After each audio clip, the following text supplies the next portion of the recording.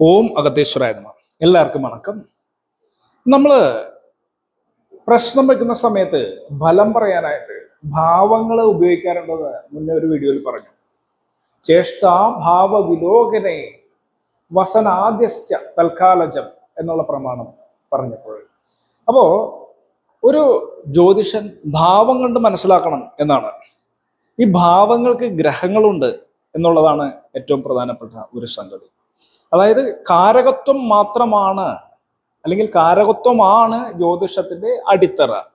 ഗ്രഹങ്ങളുടെ കാരകത്വം, രാശിയുടെ കാരകത്വം, നക്ഷത്രങ്ങളുടെ കാരകത്വം, അത് ഇന്റർ കണക്ടിവിറ്റിയിലാണ് ഇത് നമുക്ക് ഡീകോഡ് ചെയ്ത് ഫലങ്ങൾ പ്രിഡിക്റ്റ് ചെയ്യാൻ പറ്റുന്നത്. അപ്പോൾ നമ്മുടെ ചാനലിൽ പ്രാക്ടിക്കൽ അസ്ട്രോളജി വീഡിയോസ് ഉണ്ട്, പ്രിഡിക്റ്റീവ് അസ്ട്രോളജി വീഡിയോസ് ഉണ്ട്. പ്രിഡിക്റ്റീവ് അസ്ട്രോളജിയിൽ ഭാവം യൂസ് ചെയ്യുന്നു. അപ്പോൾ ഭാവങ്ങൾ 9: ശൃംഗാരം, വീരം, കരുണം, രൗദ്രം, ഹാസ്യം, ഭയാനകം, ബീഭത്സം, അത്ഭുതം, ശാന്തം. 9. ഏതൊക്കെയാ? ശൃംഗാരം, വീരം, കരുണം, രൗദ്രം, ഹാസ്യം, ഭയാനകം, ബീഭത്സം, അത്ഭുതം, ശാന്തം. ഇങ്ങനെ 9 ഭാവങ്ങളാണുള്ളത്. അപ്പോൾ ഓരോ ഭാവത്തിനും ഓരോരോ ഗ്രഹങ്ങളാണ് ആധിക്യമുള്ളത്. ഇന്ന് നമുക്ക് ശൃംഗാരം എന്നുള്ളതിന്റെ ഭാവം, ഗ്രഹം ഏതാന്ന് നോക്കാം. ശൃംഗാരം. ശൃംഗാരം എന്ന് പറയുന്ന ഭാവത്തിന്റെ ആധിപത്യം ശുക്രനാണ്. ശുക്രൻ. ശൃംഗാരം എന്ന ഭാവം ശുക്രന്റെ ഭാവമാണ്.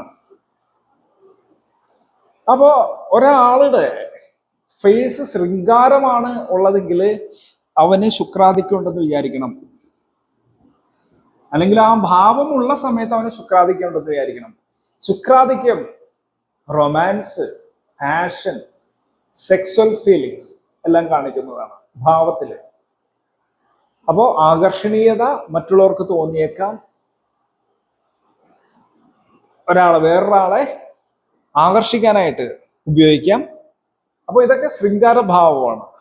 അപ്പോൾ ശൃംഗാരഭാവത്തിന്റെ അധിപതി ഗ്രഹം ശുക്രനാണെന്ന് നമ്മൾ കണക്കാക്കണം. ഇത് പ്രശ്നം വെക്കുമ്പോൾ ഇത് വളരെ ഇമ്പോർട്ടൻ്റ് ആണ്. ഒരാൾ പ്രശ്നം വെക്കാൻ വരുമ്പോൾ അവന്റെ ഫേസിലുള്ള ഭാവം നമുക്ക് കണ്ട് മനസ്സിലാക്കാനായിട്ട് സാധിക്കും. അപ്പോൾ ശൃംഗാരമാണോ, വീരമാണോ, കരുണമാണോ, രൗദ്രമാണോ, ഹാസ്യമാണോ, ഭയാനകമാണോ, ബീഭത്സമാണോ, അത്ഭുതമാണോ, ശാന്തമാണോ എന്ന് കണ്ടറിയണ്ടേ. അതുകൊണ്ടാണ് പറയുന്നത് ജ്യോതിഷൻ ഇവിടെയുള്ള ഒട്ടുമുക്കാലും അറിവുകൾ അറിയുന്നവനായിരിക്കണം.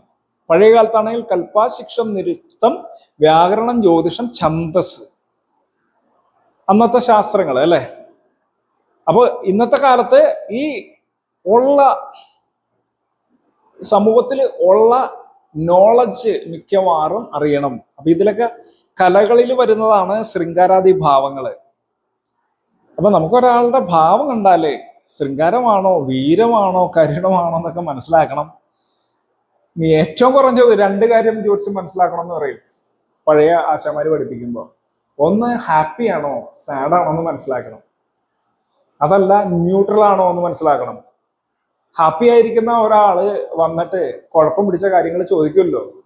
എടുത്തൊഴി തന്നെ നിങ്ങൾക്ക് ഇന്ന പ്രശ്നം ഉണ്ടെന്ന് കേൾക്കാനായിരിക്കില്ല, എന്തെങ്കിലും പ്ലാൻ ചെയ്യാനായിരിക്കും വരുന്നത്. എന്നാൽ സാഡ് ആണെങ്കിൽ നമുക്ക് ഫീലിംഗ് നമുക്ക് ഡീകോഡ് ചെയ്തെടുക്കാൻ പറ്റും. നമുക്ക് മനസ്സിലാവും എന്തോ പ്രശ്നത്തോടെ വന്നേക്കണം. ന്യൂട്രൽ ആണെങ്കിൽ ഇനി പരീക്ഷിക്കാൻ വന്നതാണോ എന്ന് കൂടി മനസ്സിലാക്കണം. അപ്പൊ ശൃംഗാരം ഞാൻ പറഞ്ഞു. മറ്റുള്ള ഭാവങ്ങൾ നമുക്കിനി അടുത്തൊരു ക്ലാസ്സിൽ കാണാം.